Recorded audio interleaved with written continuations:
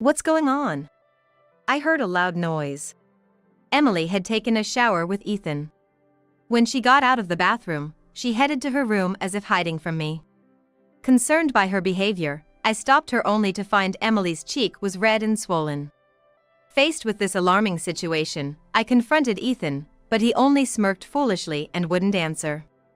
The next day, deeply troubled by the extraordinary situation, Emily collapsed on her way to school and had to be rushed to the hospital by ambulance. I arrived at the hospital ahead of time but was shocked to learn a certain truth. Angered by what I found out, I decided to teach Ethan a lesson with a specific plan. Rushing to the hospital as if I had just arrived, I hurried to the doctor's office together with Ethan. My name is Lisa.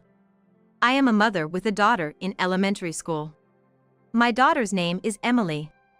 Emily is not my biological child. She is a precious memento left by my best friend. Emily's parents died in an accident shortly after she was born. No relatives wanted to take her in, and she was about to be placed in foster care, but I stepped forward to adopt her. I will protect her, so please let me take her in. Since Emily's parents had been cut ties by their relatives, there was no one to oppose the adoption.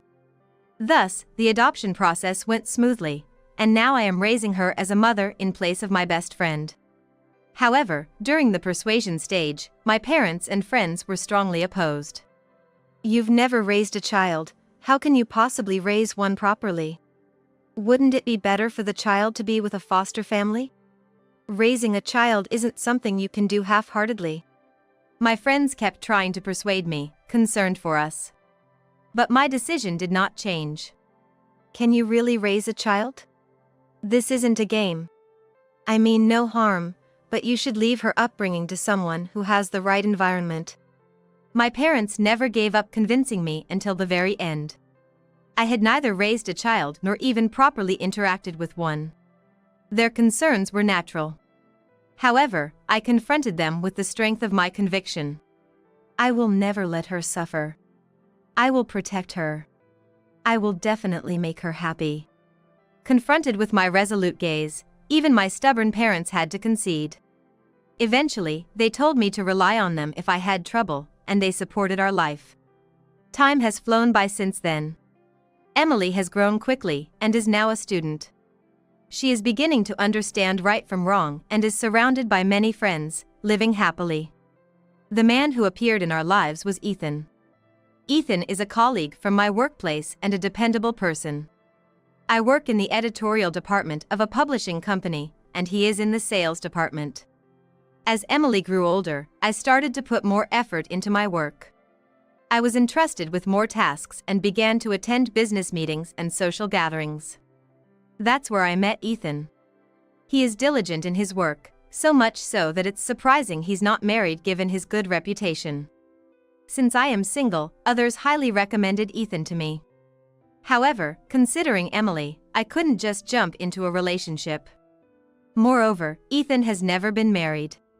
It's hard to imagine him raising a child, it doesn't seem realistic. That's why I didn't pursue romance. I lived thinking only of Emily.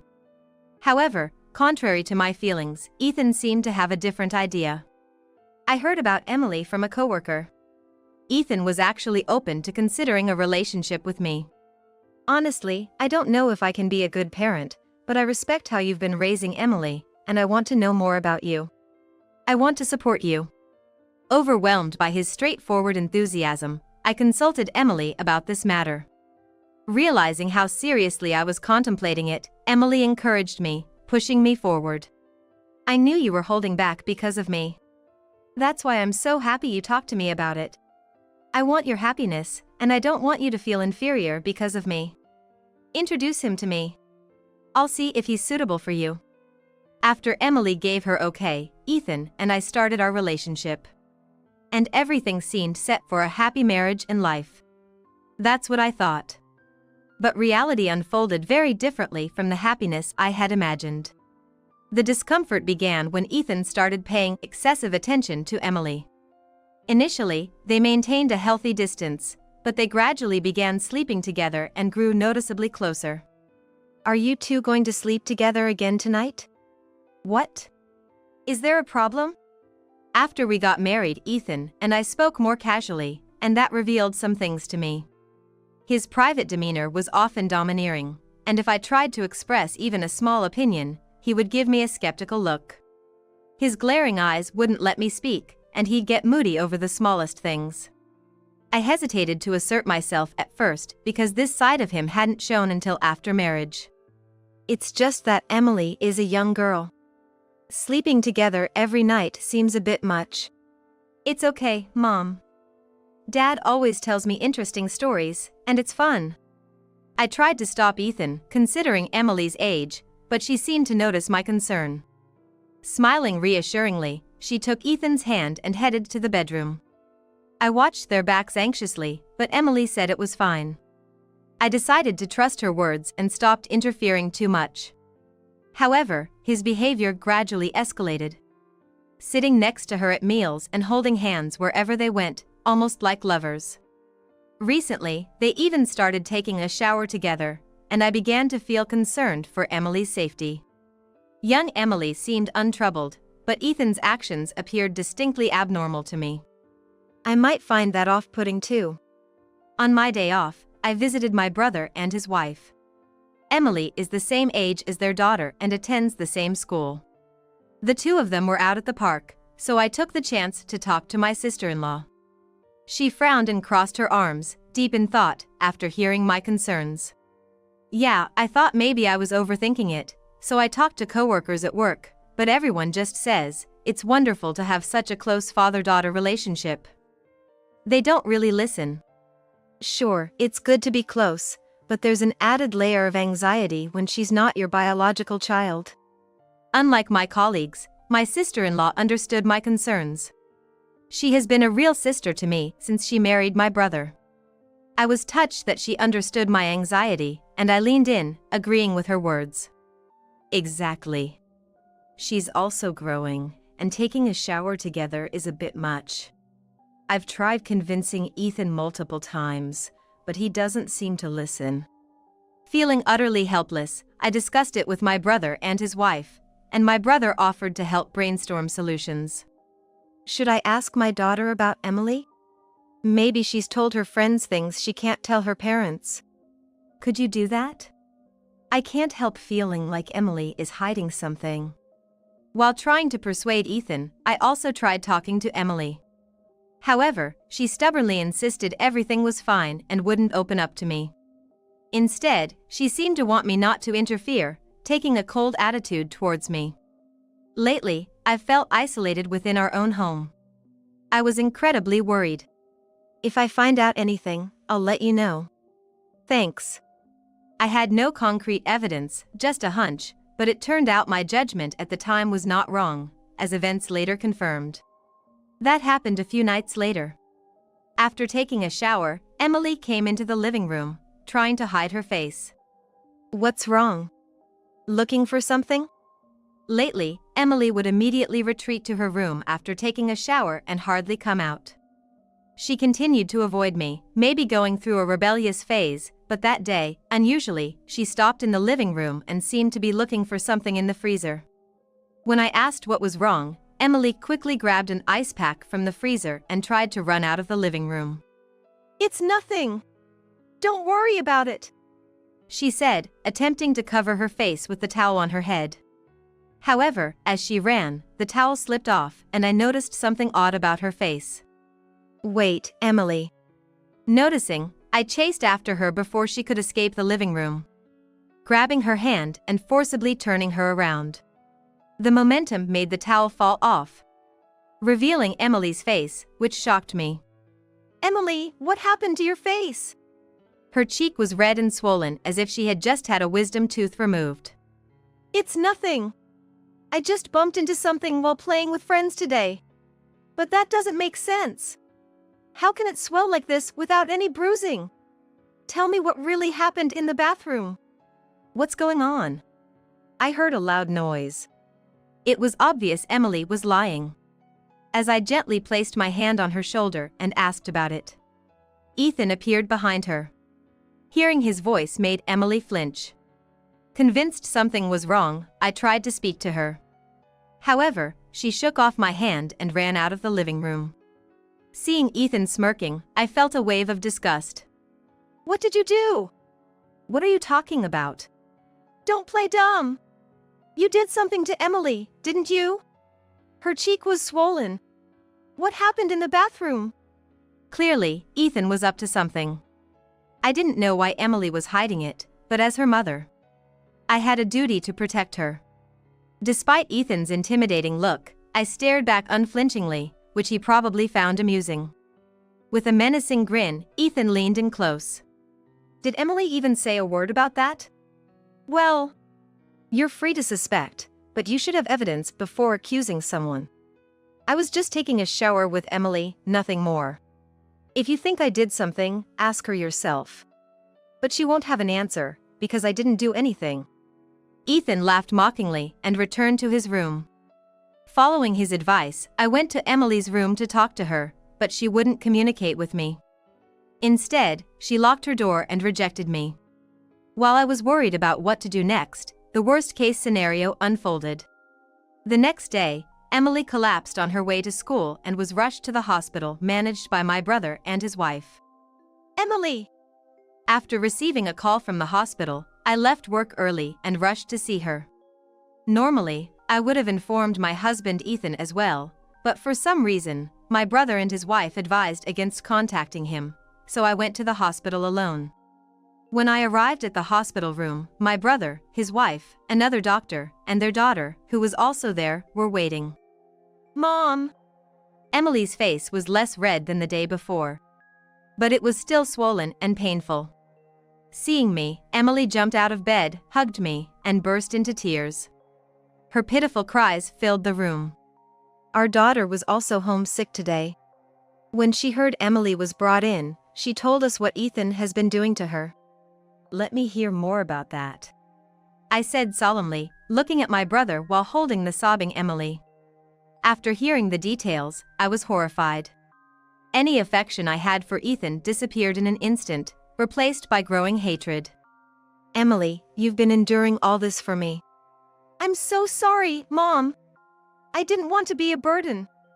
I didn't want to ruin your life because of me. Emily clung to me, repeatedly apologizing, convinced she was a burden. However, that was not the case at all.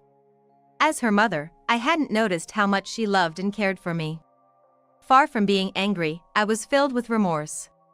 I'm a failure as a mother to make you think such things. No, Mom, don't leave me. I'll be good. I'll keep being good and not get in your way. Emily! When we lived together, just the two of us, this never happened. Hearing Emily cry out not to be abandoned unexpectedly brought tears to my eyes. Emily has always been a bit clingy and unreserved. Somehow, she had driven herself to the point of fearing abandonment. Undoubtedly, Ethan was responsible for shaping her this way.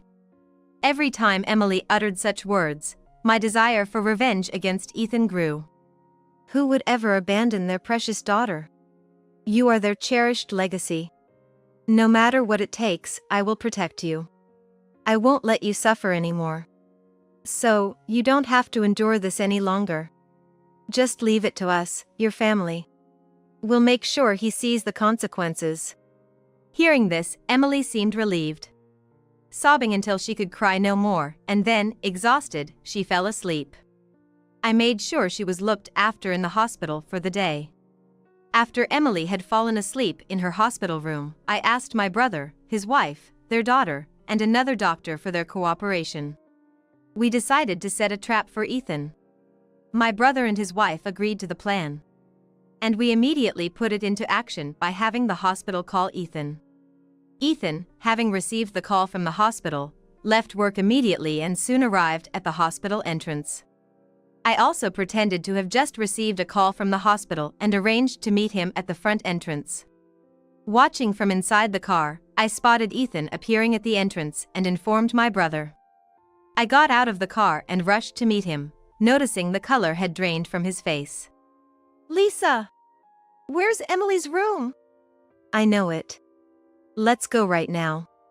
I followed him hastily through the entrance, where we ran into my brother and the doctor. Lisa, Ethan. Are you Emily's father and mother? There's something important we need to discuss. Please, come with us. The doctor and my brother led us to a private room. We sat down solemnly across from the doctor. Ethan, frantic, asked the doctor about Emily's condition without any suspicion. How is my daughter doing? About that, we examined her body for a medical check. Do either of you know anything that might explain some marks on her body? What do you mean? I questioned the doctor's insinuating tone. The doctor stared sternly at Ethan. We found multiple bruises on your daughter's body. All of them seem to target areas that are not normally visible. What? I exclaimed in feigned shock, and Ethan went pale. He started shaking uncontrollably, his mind seemingly blank.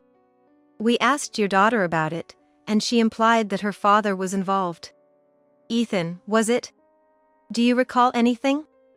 The doctor kept his cool while progressively cornering Ethan with his questions. Ethan looked around bewildered. The doctor, not letting Ethan escape the conversation, continued. This might have to be reported to Child Protective Services as a potential case of domestic violence. We need an honest explanation. Are you sure you haven't done anything? The doctor glared at Ethan, who swallowed nervously and broke out in a cold sweat. No, I haven't done anything. Are you sure that's your final answer? Ugh. Well, let me be clear. Your daughter explicitly said you have been physically abusing her almost every day. Ethan was overwhelmed by the doctor's stern words.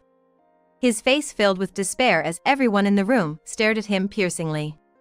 I never did such a thing. Are you still denying it?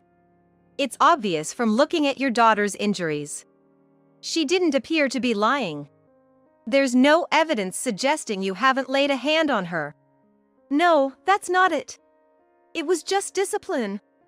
I didn't mean it as abuse. I just wanted Emily to be a good girl, so I used some force. Ethan, caught off guard, had slipped up. My brother, his wife, and I exchanged knowing smiles as we heard the testimony we had been waiting for. Got all that on tape? Yes, of course. It's all recorded perfectly on the voice recorder. My sister-in-law nodded, pulling the recorder from her lab coat pocket and showing it to Ethan. Now we have conclusive evidence. Well done, and thank you. Ethan, finally realizing something was amiss, looked at us in shock. What is all this about? Confused, he stared at the device my sister-in-law held out. We couldn't help but laugh at his reaction, further aggravating his distress. You really don't understand the situation you're in, do you? It's frustrating listening to your usual arrogant remarks. What the hell? Explain yourself. Don't just laugh, explain. You said it yourself, didn't you? Come talk to me when you have evidence. So, I prepared this evidence showing how cruelly you've been treating Emily. In that moment, Ethan seemed to finally grasp the situation, his eyes widening in shock. My brother and his wife looked at him with contempt, and the doctor gave him a similar stare. Are you saying you set me up? It wasn't a setup. We just let you explain yourself. We did put on a bit of an act to bring out the truth about what you've been doing to Emily. It's true I had heard about the situation from Emily herself. No lies there. Ethan felt cornered. He tried to dismiss the accusation with a defiant glare. But such looks no longer bothered me. I was no longer intimidated by this man. My only goal was to protect Emily, my precious daughter. With a determined heart, I stood up to him and continued speaking. Emily had several healing bruises on her body. My brother and his wife noticed them first and contacted me because we had been discussing Emily's situation. We took the opportunity to have a conversation before you arrived, involving Emily in the discussion. At that time, my daughter also joined us, and it seems you have been treating Emily very harshly. Just mentioning your name made her so frightened that she started hyperventilating. The stress from your treatment caused her to collapse today. She's been suffering from auditory hallucinations and flashbacks of trauma due to the severe mental anguish she's been experiencing. Ethan glared back in frustration. clearly not expecting Emily to reveal anything because he had been controlling her through intimidation. He was panicked now that his malicious schemes were coming to light.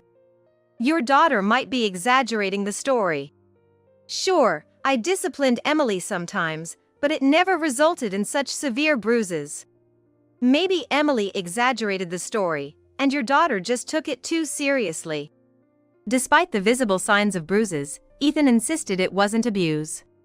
Everyone in the room sighed in disbelief at his ridiculous claims. Well then, let's bring in my daughter to elaborate further. We've recorded the evidence on a voice recorder. This will ensure we can document whether the story has been exaggerated. My brother suggested. He then called my niece from behind the curtain, and she explained what she knew about the incident. Emily said she's been continuously threatened by her father. He told her if she didn't obey, he would make sure her mother couldn't stay at her job. He also said that if her mother didn't advance in her career, the burden would only increase. If Emily wanted to help her mother, she needed to obey him. My niece testified. Ethan turned pale upon hearing this. He had been using severe pressure to control Emily, threatening her that if she resisted, he would ensure I was driven out of my job and that he would divorce me. Emily had been enduring this situation alone because he threatened that my life would be ruined if she disobeyed. She has protested against her father a few times, but each time she was physically subdued. The bruises on her body were from those incidents. She asked me to keep quiet about this until she was ready to talk herself and asked for my help in documenting this. My niece explained while everyone listened intently. Ethan's expression darkened as he realized the grave situation he was in and desperately tried to think of a way out. However, as he was trying to gather his thoughts, my niece took out her phone and started playing a recording. This is a conversation recorded yesterday, at Emily's request. Please listen carefully to this conversation. The recording played, revealing a disturbing exchange between Emily and Ethan in the bathroom, where Emily had left her phone in the changing area after speaking with my niece. Obey and do as you're told. No, let go. Don't touch me. The sounds of a struggle and Emily's frightened voice filled the shower room, followed by a dull thump and a small scream from Emily. Is this what you want? The more you struggle, the more her happiness fades. Ugh. That's right, just listen to me. The recording was filled with Ethan's creepy breaths and Emily trying to hold back tears. Everyone listening felt nauseated by the horrifying content. But now, we had the evidence. The cause of Emily's swollen face was Ethan, and my niece had testified to that. Emily had been waiting for the right moment. She sent me all this evidence to keep safe. My niece said, showing the emails on her phone that documented the abusive acts and words Ethan had subjected Emily to. She asked me to help her because keeping a diary at home would be risky if found. Emily! At that moment, Emily, who was supposed to be sleeping, appeared, escorted by a nurse. Caught completely off guard, Ethan panicked, unable to find an excuse. There was no way out for him now. He was utterly cornered, just as everyone had anticipated. Ethan spat out his desperate defense. Do you have any proof that I laid hands on her? Just that audio and a child's testimony can't prove that I caused her swollen face. A collective sigh of disbelief filled the room as Ethan demanded physical evidence. Everyone, except for me, was speechless at his poor attempt to deny the accusations. They all seemed to want to call him a hopeless idiot. Well, there actually is concrete evidence. What? Ethan blurted out, sure that no physical evidence could exist. You might not know this, but there's a security camera installed at our house's entrance. I revealed. Our home had almost been burglarized once when I was single and Emily was just a little girl. It was a terrifying experience. That day, we had been out, and an elderly neighbor spotted the scene. Though nothing came of it, it had heightened my security awareness, prompting me to install a camera near the entrance. I never felt the need to mention it to Ethan, so I kept it to myself. So what if there's a camera? You're not saying it caught me hitting Emily, are you? On the contrary, it caught footage when you didn't hit her. What do you mean? Ethan frowned, confused. I showed him the security footage on my phone. Before taking a shower yesterday, Emily went out to pick up a package I had ordered online. I'd like you to see her face in this footage.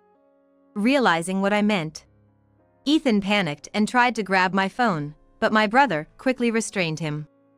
Everyone leaned over to see my phone, curious about what it showed. There's nothing unusual about Emily's face just before she went to the bathroom, right? That's right. Exactly. Her face was normal then. It swelled up sometime after this footage and before she came out to the living room. This confirms that Ethan is responsible for her injuries. The undeniable proof cornered Ethan completely. Overwhelmed by the situation, he suddenly displayed a deranged smile. Yes, I did it. So what? Disciplining a disobedient child is a parent's duty, isn't it? In our days, we were taught with fists. You should be thankful it ended there. At that moment, something in me snapped. I approached Ethan in silence, and a sharp slap echoed through the room. As Ethan fell to the floor in shock and pain, everyone was speechless. What are you doing? You brought up your generation's way of teaching, right? I just applied your kind of education. If what I did is wrong, then it's only natural to be treated this way. Isn't that what you were explaining just now? Don't mess with me. I'm not your child. You think this is acceptable? As Ethan tried to confront me, I stood firm and responded without flinching. It doesn't matter whether it's a child or an adult. You did something unforgivable to Emily. What if she's traumatized for life? How will you take responsibility? Shall I drag you through the same hell? Want to experience the terror of a woman scorned? Ethan, perhaps not expecting me to be so furious, recoiled at my intense anger. I will never forgive you. The scars you've left on Emily's body and mind will never fade. Men like you should be erased from society. You made our daughter suffer, so don't think you can get away with it. Hearing this, Ethan's shoulders slumped, and he stopped resisting. Thus, Ethan was reported to the police and arrested. Soon after, I filed for divorce. Despite his objections from jail, everything was settled smoothly through a lawyer. The evidence was overwhelming, allowing us to claim substantial compensation. The company fired Ethan, and thanks to the CEO's efforts, our family was shielded from media harassment. In contrast, Ethan's life was ruined.